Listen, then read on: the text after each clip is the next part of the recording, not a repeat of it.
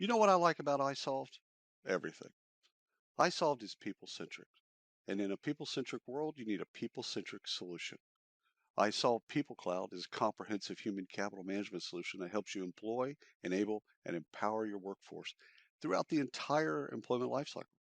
From tracking to recruiting to onboarding and compliance, from payroll to benefits to time and labor management, transform your employee experience for a better today and a better tomorrow with iSolved. For more information, go to isolvedhcm.com. Welcome to PeopleTech, the podcast of WorkforceAI.news.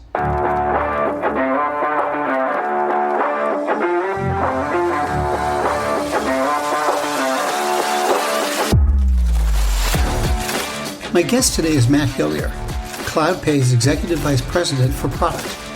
We're going to talk about how businesses can do more when they incorporate payroll into their strategic decision-making. We'll look at what's going on in the area, what should be going on, and whether HR makes enough use of AI and payroll data in the first place. Where's it all going? We'll see on this edition of PeopleTech. Hey, Matt, welcome. Now, there was a report from Everest Group not too long ago. 80% of companies can't use payroll to inform their business decisions. And practically speaking, what does that mean? I think for a lot of organizations, we've got to remember payroll's coming from a position of largely being a transactional function. So it's been focused for a very long time on being very tactical, making sure that employees get paid on a day-by-day basis. But ultimately, that's really been a lot of the focus. And I think what we've seen in the last sort of 4 to 5 years, maybe started a little bit earlier than that, is a bit of a change in dynamic between organizations and their sort of payroll functions. Mm-hmm. That's, I think, been driven by a couple of things. Maybe 10 odd years ago, we started to see the rise of things like global payroll leaders. So very specifically starting to put leadership roles in that were looking after payroll, but then has been kind of emphasized and accelerated by a lot of the change in workforce. And so that's, things like remote working, that's things like legislation changes happening all over the globe on a number of things. And obviously, an environment where organizations are being asked to be more efficient, to be more specific, to be more data-driven in how they operate, how they engage with their staff, how they run their businesses. And so a lot of those pressures have been rolling down into payroll.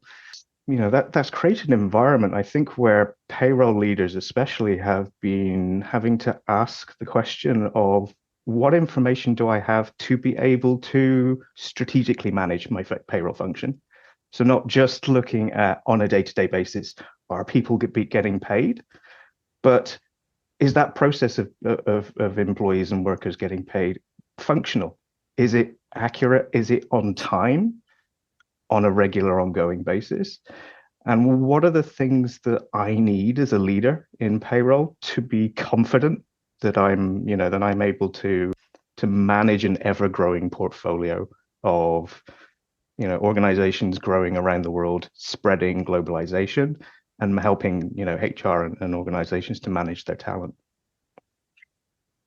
You mentioned that payroll still is often regarded as tactical rather than strategic. I'm having some trouble picturing what strategic payroll looks like. How would an organization use payroll data to influence the business? So we find, I think we find some really interesting ways that payroll is now getting engaged. That foundation of payroll, of being accurate, being on time, organizations are really starting to wake up to the fact that that is a big part of driving employee satisfaction. It's kind of the beginning of the social contract between an organization and their employees. And so, I think as leaders are really looking at how payroll is integrated into their overall business, they're looking at it from an angle How is payroll helping us to maintain and retain staff? How are our payroll organizations becoming more effective? They're growing with their organizations around the world, and in doing that, they're having to answer some of the same questions about scalability, about visibility into what's happening over in their overall ecosystem. They're also having to answer questions around how can we support better remote working policies? How do we keep up with legislation and compliance?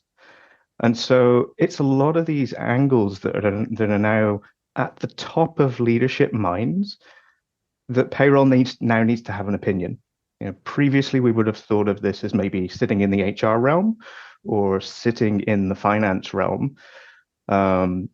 And a lot of the information that those organizations are now needing to absorb is now getting into that next level of detail. So let me blow up an example here. I've seen one example from an organization that started using their payroll data, to help inform their location strategy. So what they were doing was looking at where they had offices, where they were located, and obviously feeding in the normal things that you would expect around visas, ease of operations, setting up in a particular location. But what they were then farming from their payroll information was more insights about, well, what does it mean to operate into that in that jurisdiction? Where's the tax liabilities? But also then, what would it mean for them for access for talent? And what does it cost to bring an employee in and to continue to pay someone in that environment?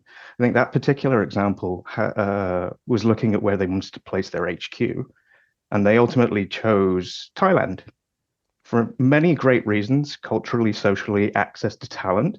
But one of the key things that they identified through their payroll engagement was also that by putting themselves in the Thai market, they were also able to justify bringing in staff as expats, and the cost of bringing in individuals, paying for their relocation, looking at that kind of over a long-term period as a total cost of employment, and using that information to really identify that actually for them, in comparison to all of the other locations that they had access to, that gave them a much stronger value proposition. And so it's insights, and it's a lot more thinking now that I think goes on within the payroll realm, as again, organizations are really pushing down into their leadership teams to be able to contribute into how can an organization become more efficient, how can we retain staff and ensure that we get them not only in the door, but that they stay and that they're happy. Where are our employees located, both from an office perspective, but from a remote work perspective as well. And then how do we continue to navigate compliance and legislative challenges? And so there's this big universe now, I think, of factors that are showing up in the payroll space that only really payroll teams are equipped to answer. And this is putting those leaders now in a position where they are contributing more to their overall organizational strategy. It sounds like this is about a layer of analysis being put over a payroll system's functionality, basically. So it does stuff and then it gives you what you need to think about it. Are most payroll companies, or are many payroll companies set up to do that? Or are they having to build whole new products or whole new utilities? I think we're finding that a lot of organizations, a lot of vendors are having to build systems. One of the big challenges that we've seen, and we saw some of this coming out of the report as well, is there's still a lot of fragmentation in the way that payroll is implemented. So that looks like, for an organization, that looks like they may have 2, 3, 5, 15 different vendors working with them in a variety of geographies and a variety of locations. And so, for them, that becomes very difficult because then you don't have the consistency of information and insight that you can generate across your entire payroll estate. You don't have consistency in process, you don't have consistency in controls. And that's making it very challenging, I think, for leaders to really get a handle on what is going on globally in their organizations. At a local level, everything may look fine, but as you then imagine that payroll leader sat at a global level trying to understand what's going on in their ecosystem, they're obviously faced with all of those challenges. So, one of the key things I think that we're certainly seeing, and that, it's definitely kind of been a big driver in what's kind of kept me engaged in this problem for so long, is that there's a real need, I think, for payroll specific functionality. If we think about, where this started as payroll as a transactional tactical item, it was generally a bolt-on to maybe your ERP or your HCM platform. And that has served a really good, need, but that then hasn't allowed organizations to go beyond just simply the tactical. All right, I want to talk to you for a moment about retaining and developing your workforce. It's hard. Recruiting is hard. Retaining top employees is hard. Then you've got onboarding, payroll, benefits, time and labor management. You need to take care of your workforce, and you can only do this successfully if you commit to transforming your employee experience. This is where iSolve comes in.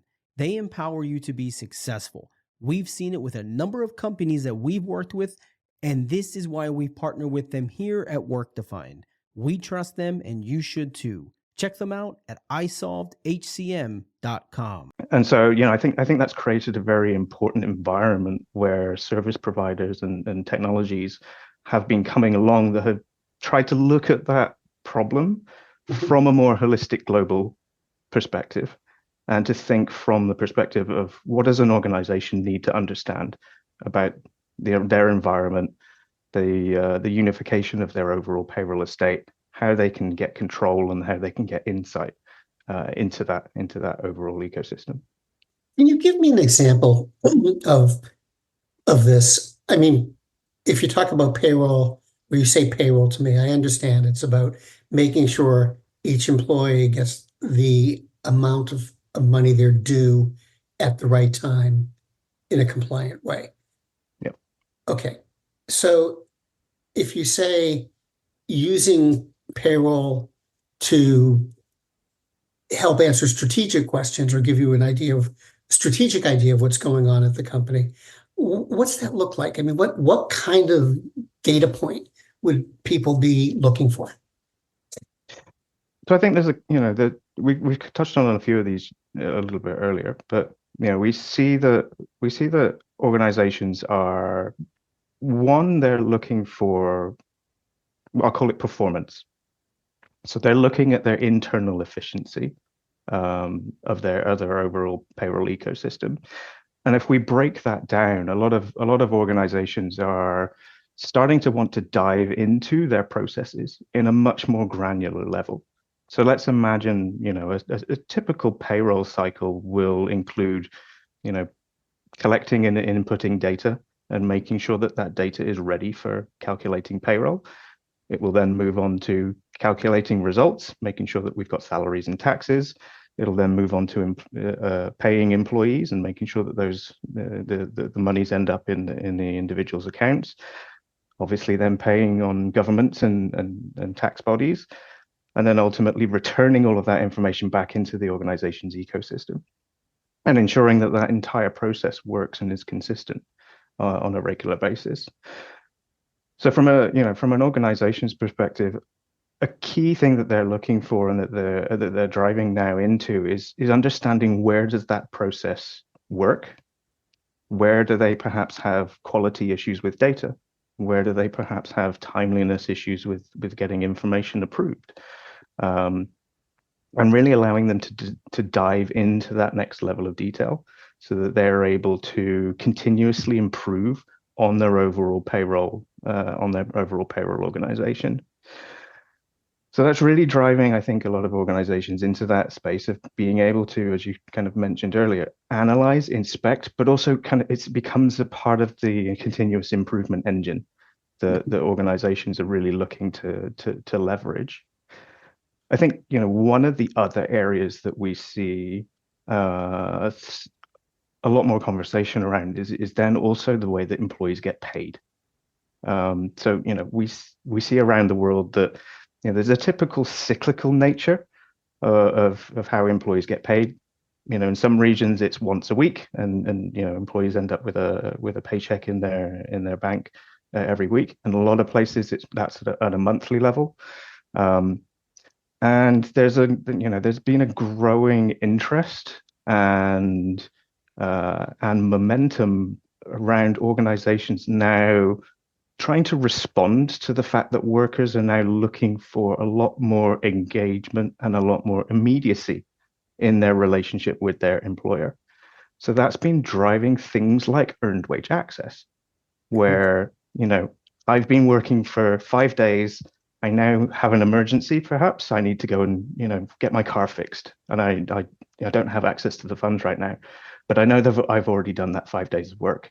Can I access that? And so as an employee, that's also helping organizations to start to provide more of a benefit that's very tied into their payroll to be able to access those funds and be able to provide that back to the employee in a much quicker way than they have been doing in the past. And again, that's then playing into their overall employment engagement strategy and how they're thinking about where does payroll and the impacts on those individuals really start to show up a different way of working than I think we've typically been looking at in the past. So with AI continuing to sort of steamroll down the HR tech roadway, how do you see AI being used by the industry, the payroll industry? How are you thinking of using it? What advantages or tools does it bring to the table, assuming that it does in the first place? That's a really good question. I think one of the things to kind of note from the payroll industry is that a lot of the conversation, I think, around AI is very much leaning into its potential. There's been imaginations have been stirred as individuals and as organizations have sort of seen the boom of the AI push across the world. So I think if I were to try and capture the main buckets that are showing up, I think firstly there's obviously this efficiency bucket. So that's talking to things like automating tasks. It's talking at kind of anomaly detection within payroll. How can we identify very easily that something isn't as we expected it? Perhaps there's a really big bonus going through, or somehow someone's salary on a month-to-month basis has changed. It's also playing into that scalability factor. So as organizations are trying to contain their costs and be more conscious on how many people they're hiring, obviously there's a really big link there with how can we continue to grow organizations without exponentially increasing the sort of payroll overhead. Also things like answering queries. So from an employee's perspective, one of the really interesting conversations that I've had is, organizations asking, well, hey, can we provide a way for an AI solution, for example, to help explain a pay stub to an employee It's not necessary. It's nothing. It's a thing that nobody gets trained how to do. You don't come out of college understanding how your pay stub is put together and the different elements on it. So it's really around looking at that from an efficiency perspective and from a scaling perspective. I think the second bucket is really into that insight and sort of intelligence area. So again, what are the trends going on in your payroll? Where are you increasing? Are you spending more money? Are taxes increasing at a rate that you weren't expecting in a particular geography? We've talked a little bit about kind of the strategic decision making from things like location perspective. One of the other areas, and I think one of the ones that I found has been really interesting for us, is that as we've been looking into the way that we're helping organizations to pay employees, so not just calculating payroll, but actually making sure that that payment is fulfilled. One of the opportunities in that space that we've been looking at applying AI has been helping organizations to understand when should they fund their payroll. So that big movement of capital, what does that mean from a Forex perspective? And so from a timing, from a timing element, what is the right time for organizations to fund their payroll obligations? And then I think the final category in there is I'll call them the moonshots. This is where the light bulbs have really turned on for payroll organizations. And some of the really interesting conversations in there, and I think we're probably a fair ways off from this at this point, has really been around, can we predict payroll? Can we, given a particular population in a particular geography with a certain set of characteristics, can we predict what payroll will look like next month in 12 months time, in 36 months time, so that organizations can have that level of detail at their fingertips to help them plan. But that's also, that question is also being applied to the lower level. Individuals are coming along and asking, if I enroll in this specific stock plan, for example, what would my taxes look like? All of these capabilities, are they driving customers to sort of think of new solutions that they want? And at the same time, are they driving vendors, companies like Cloudpay, to look for better ways to leverage the technology? So is this being market driven, or is it being supply driven? I guess is a way to ask. Yeah, no, that's a really good question. I think ultimately it's being market driven. I think the key thing I've kind of learned about payroll over my years has been accuracy is absolutely paramount. I think if we look at the one thing that the AI has done really well, it's allowed us to guess really quickly. But when you put it into a payroll context, you're suddenly asking for a very specific, accurate answer to a lot of questions. And so when we have, when we're looking at the sort of conversations that are going on in payroll from an AI perspective, I think it's largely being driven by organizations looking for help in these efficiency areas, and then B, I think a lot of the wish lists of things that payrollers especially would like to have done, but the technology hasn't caught up yet. So for example, all of that stuff around prediction and projection, for example, the really good example of I think customers and organizations have really been trying to find solutions to that for a long time, but the technology is just not there now. So I would say for me, it's very market driven. We're really looking from the perspective of what's really going to help an organization to continue to operate better and be better, be a better partner to the business, rather than here's some cool tech and how can we apply it. Matt, thanks very much for talking with me today. This has been fascinating, and I hope we can do it again. Absolutely. It's been great being on today, and thank you for having me.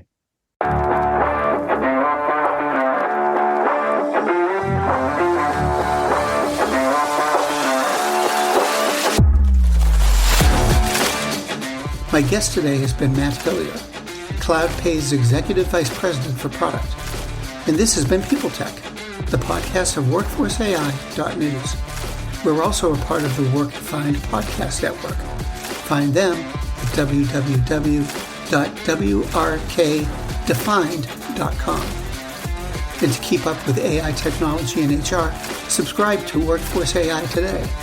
We're the most trusted source of news in the HR tech industry. Find us at www.workforceai.news. I'm Mark Pfeffer.